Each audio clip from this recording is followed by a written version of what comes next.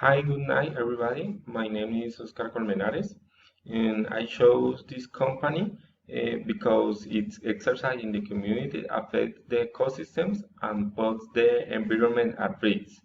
And because irreversible damage that cannot be replenished with money. This company contributes to pollution in the world in the way that it destroys water source, animal ecosystems, and the emission of gas ends the ozone layer. The opinions I may note to you are in the deterioration of the ecosystem because the indiscriminate cutting of trees, the pollution of rivers, and the emission of gases are causing consequences that bring the extraction of crude oil.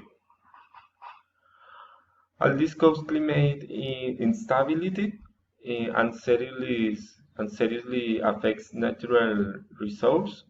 Demands proposed in the letter are to stop this practice, which left a lot of money but ends up with something much more valuable, valuable than our planet.